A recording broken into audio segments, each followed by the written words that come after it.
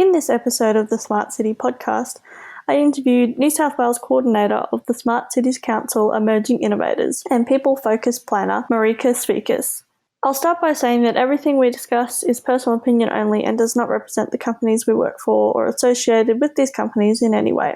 Marika is very interested in harnessing big data to better inform design and using how people feel in a city as a metric for success.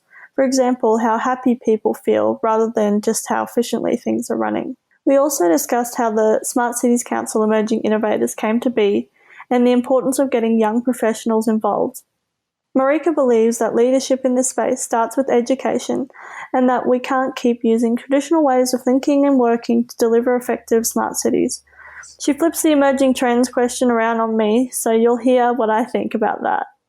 As always, I hope you enjoy listening to this episode as much as I enjoyed making it. It's the Smart City Podcast, whoa, with Smart City experts, here we go. Connecting smart technology, both big and small. Smart cities are making life better for all. Big data, emerging trends, self-driving cars and more.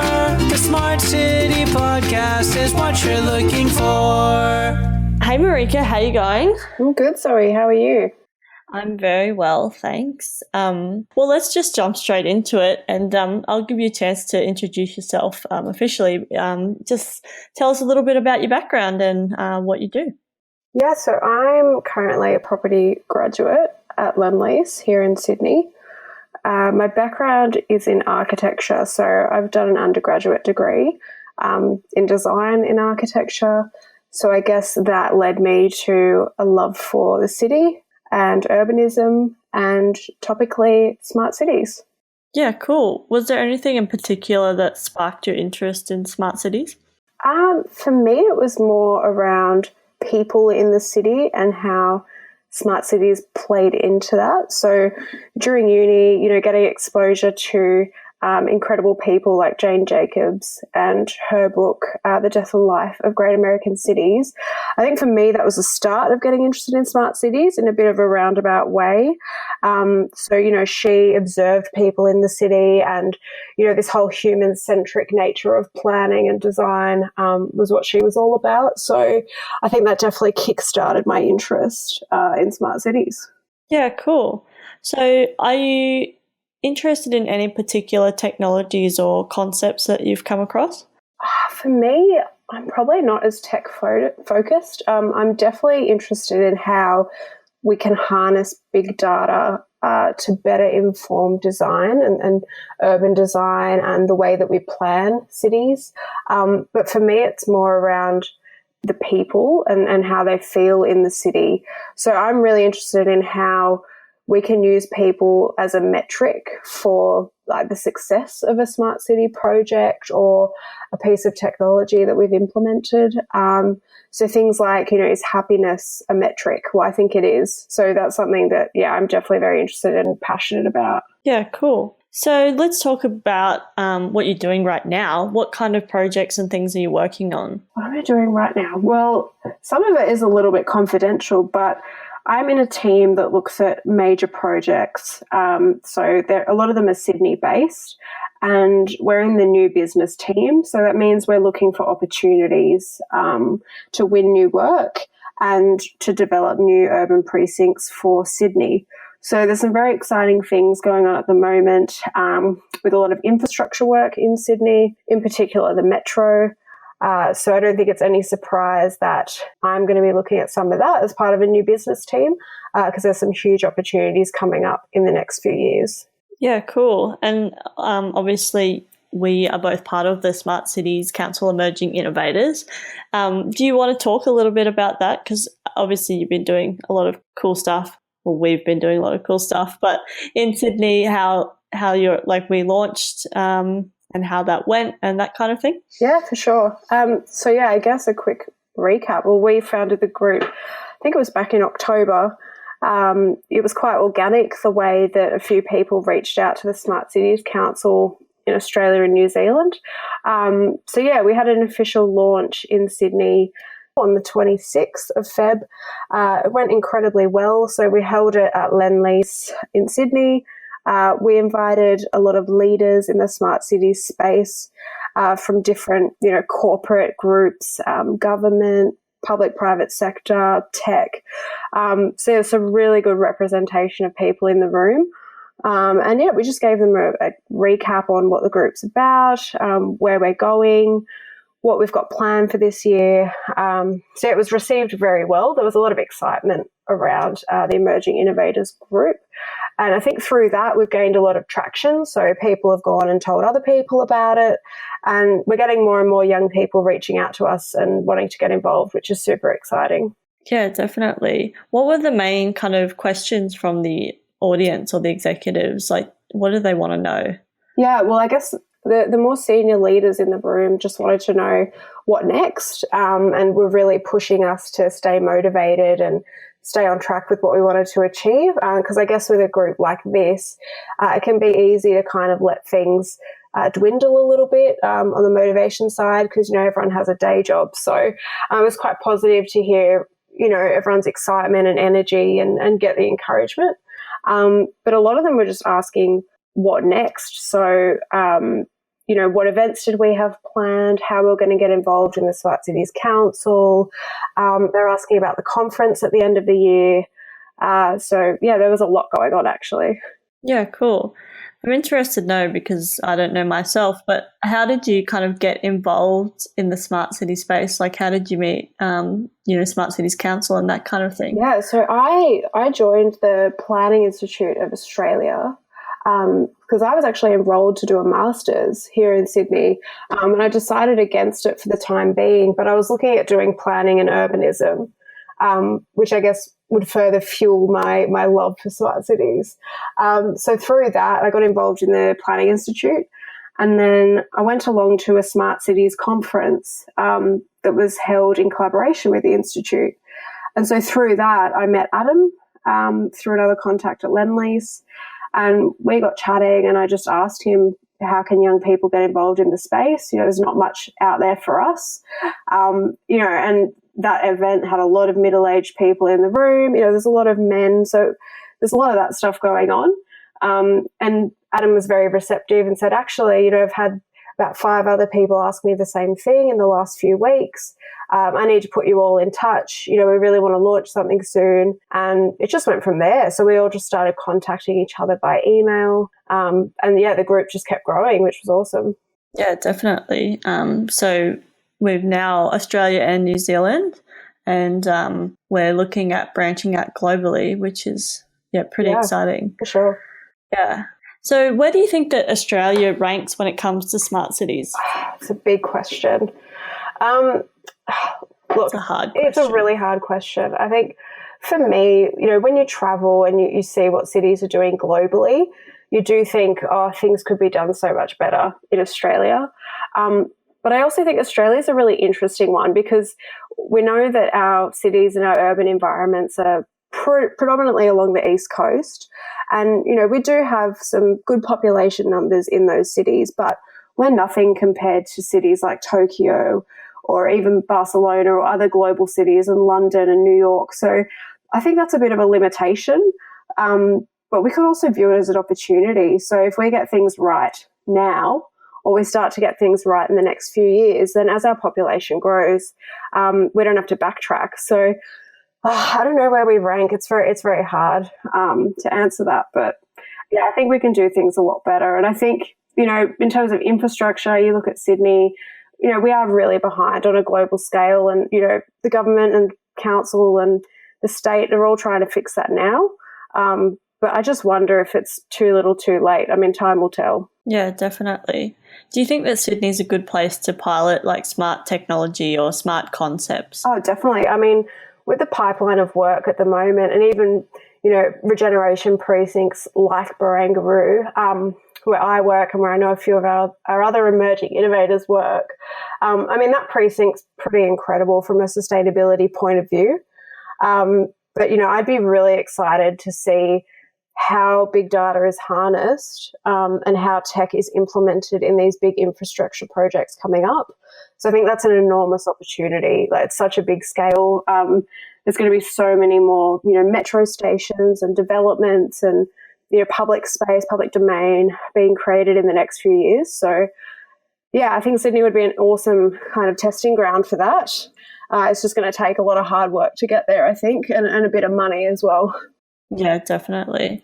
So the foundation for a smart city, do you think that is data, or do you have another idea about that?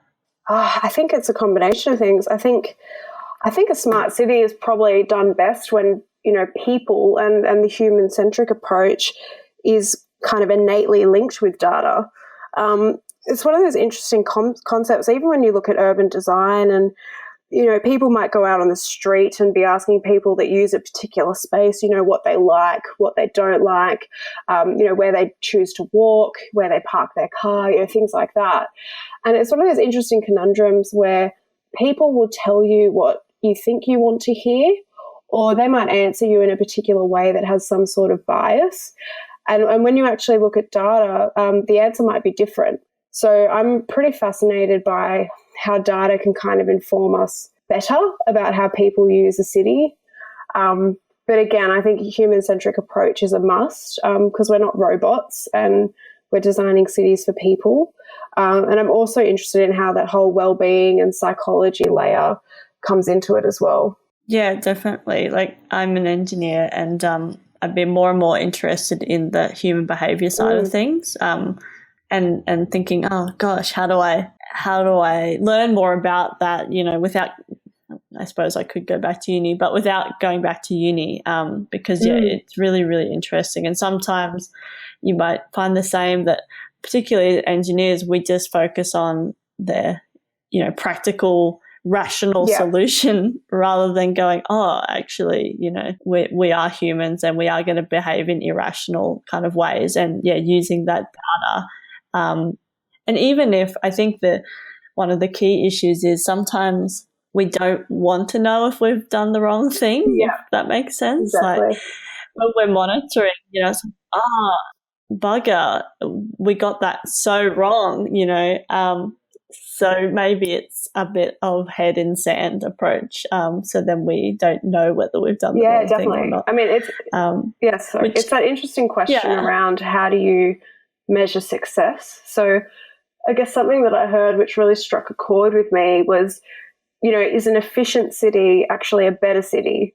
Or what's the outcome of efficiency? Or do we just think, people want everything at their fingertips and, we want all these apps and we want to click a button and we don't want to spend any time waiting for things. But then on the flip side, does that make us unhappier or does that make us unhealthier? Maybe as humans, we actually want to dwell in a space or take our time getting home for some reason, or I don't know. But as humans, we're definitely irrational. We make choices. So it can be quite difficult to measure the success or predict, how we're going to act in a space, because you can build it, but it doesn't mean people will come or that they will enjoy the place or the thing or whatever that you've built. Like, you can predict, people like a park. Well, they might not actually like that park. We don't know. Like, how do we actually measure that? Or, I don't know. I just think data can open up so many opportunities for better design and better planning at the end of the day. Yeah, no, I definitely agree. I really like the way you put that just, do we want things at our fingertips, or, sometimes do we want to take the long route home and that kind of thing, and and measuring success is really interesting and will change, because it's not functioning the way we thought it was, but functioning, maybe it's in a much better way, or we've learnt so much from it, or that kind of thing. And I think reframing that success and failure will be key to trying out smart city concepts, I think. Yeah, definitely. I mean, it's going to happen over time, and it'll happen as more smart cities things are implemented in the city. I mean, it's inevitable that some things will work and some won't. But it's also an opportunity to do things better the next time. So, we'll just have to see what happens. Yeah, definitely. And do you think that the young, emerging, young professional voice is being heard at the moment, or do you think the Smart City Emerging Innovators, for example, will help us create that kind of platform to bring that young voice to the table? I don't know. I mean, it's one of those things where I think we were talking about it once on one of our conference calls, Zoe, but, we just think that there are barriers to getting young people involved in the conversation. And I don't think it necessarily has anything to do with, young people not being qualified enough or passionate enough, or I think that's a load of crap, because I think what's happening is that we're demotivated or unmotivated from, attending events where everyone in the room might be 20, 30 years into their career. And, I think people do have this unconscious bias towards young people, and this whole idea of, you've got to work your butt off and you've got to earn your stripes before you have anything that's worth listening to. So I definitely think the Emerging Innovators is going to be a platform where we are taken seriously, and, the input that we have should be respected and listened to. So I think, Adam's done an incredible job bringing that as an issue to the forefront of people's minds. And, we're already seeing how successful it's going to be, because we're having so many people reach out to us, getting really excited about it and really motivated. And, I think something like the Smart Cities Conference in October is going to be an enormous platform to really make, I guess, young professionals' voices heard. So I'm really excited to see what we can bring to the table there. Yeah, definitely. I'm really excited to start planning that and what that's going to kind of look like. Yeah. I think the Smart Cities Week will be an incredible opportunity, first of all, to do things differently. So I know that they're really going to push for something that's almost anti-conference style, which will be very interesting, but hopefully more engaging, and get a lot of more young people along to the event. But yeah, I think we're definitely going to have a pretty big contribution from everything I've heard. So we'll have to see how that plays out in the next few months. Yeah, definitely. I was going to say the same thing. Just I'm excited to do stuff that's going to be a little bit different, and kind of challenge the status quo, I guess. Yeah, and, definitely. See what comes of it for sure. Yeah, that's what we're all about. Cool. Well, that's right. Yeah. So how do you think we can better integrate across different disciplines, governments, industry, that kind of thing? Huge problem. I mean, working for a private developer, people definitely walk into a room and, already have their opinions about, whether it be about developers or money-hungry construction companies or the like. So I think there's a lot more that can be done in terms of, cross-discipline collaboration, public and private sector, tech industry, industries that wouldn't normally come together. But I think that's the beauty of smart cities, is that it is such a cross-disciplinary thing or subject that you really do need everyone's input. And again, it's one of those things, I think even Adam said it, where, they'll host a tech conference or a big data conference, and, they're literally, data analysts are literally the only people in the room. And I think that's a really big missed opportunity. I think we need to start cross-pollinating events like that and conversations like that. And I think people need to be a lot more open-minded to what other disciplines may be able to bring to their field.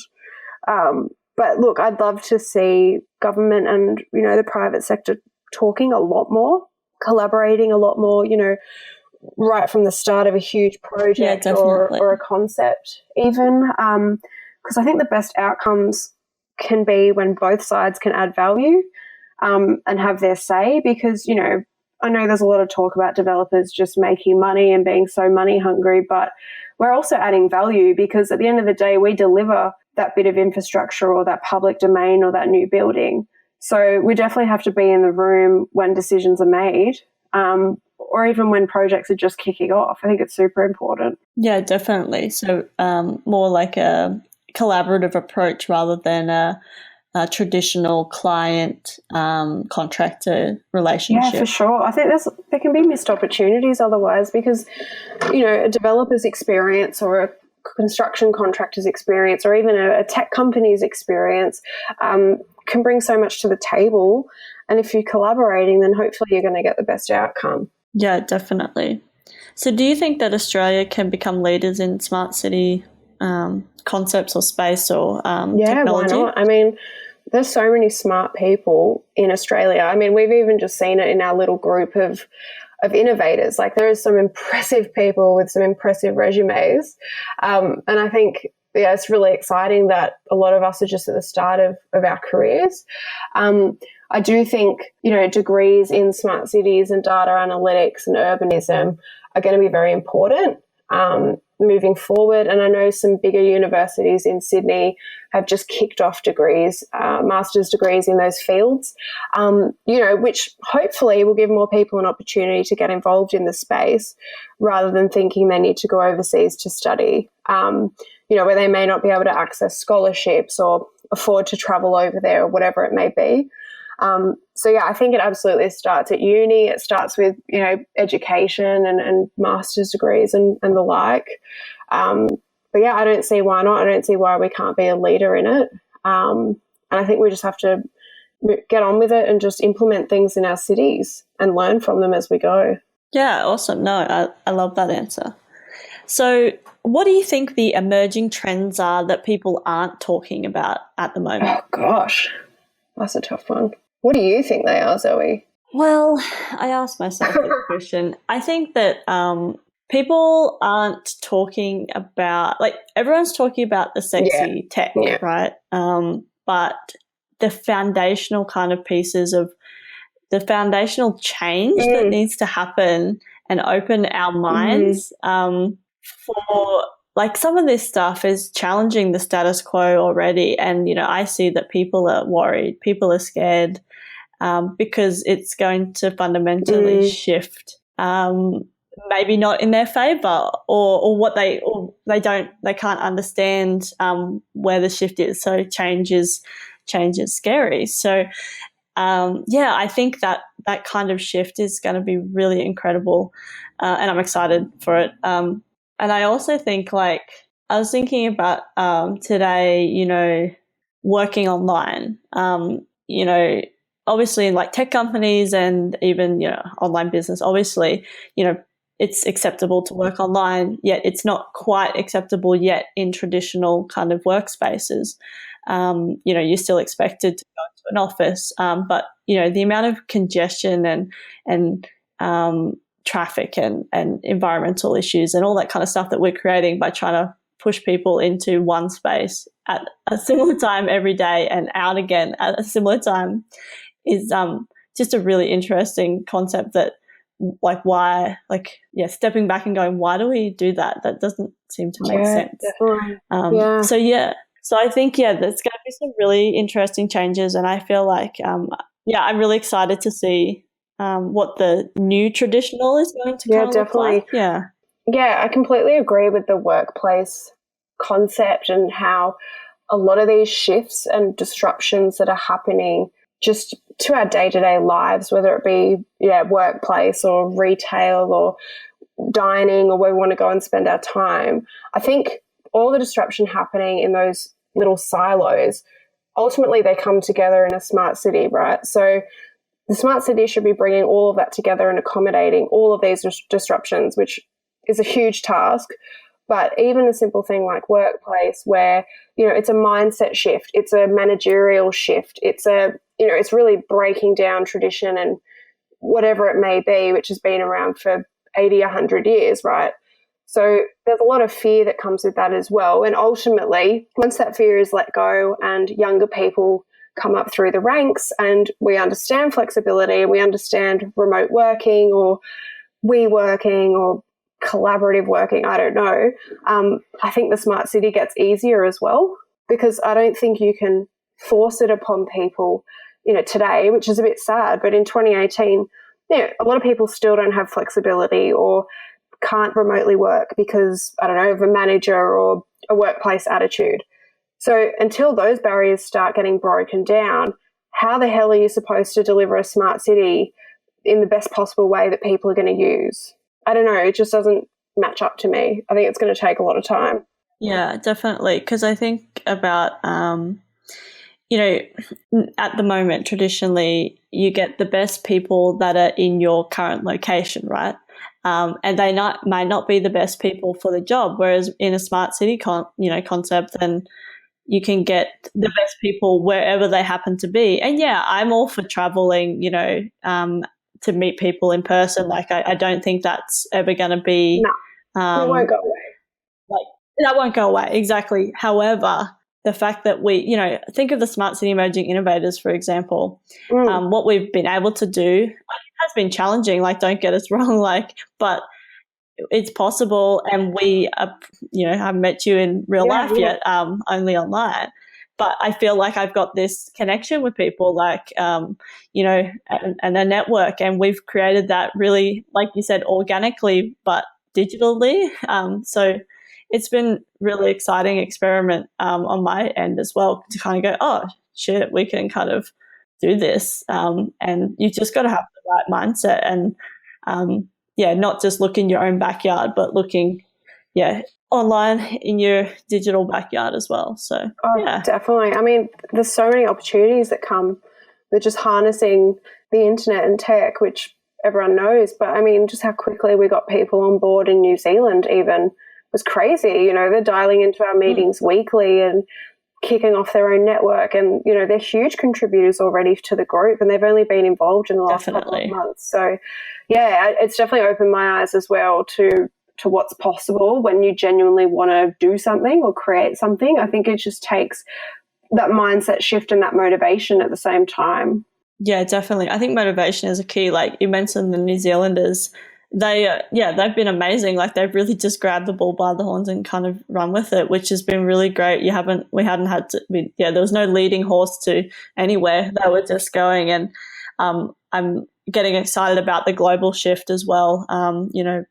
Potentially Orlando and other places. I don't know whether we're ready for it, but we're going to have to be, right? I know. There's been people reaching out globally already, and you don't want to turn them away or say no, you can't get involved. But I definitely think it's easy to focus on a bit of a homegrown group first and try and get it right, and then scale up, whether it's involving the US group or a group in India or the UK or elsewhere. But I mean, it's limitless. Like when you just see what we've done in Australia and New Zealand, I don't see why not. Yeah, for sure. Awesome. Well, I only have one last question, which is how can people connect with you? Well, they can reach out on LinkedIn. I'm all for LinkedIn. So you can look me up under Marika Svikis. You can send me an email, which I'm not sure, Zoe, if you can post it on this podcast or on your website. Put it on the show notes. Yeah, so happy for people to shoot me an email or add me on LinkedIn. I'd be more than happy to talk to you.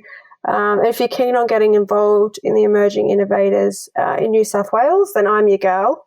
So, heading up the group in New South Wales as a coordinator. So please let me know if you're interested. Yeah, awesome.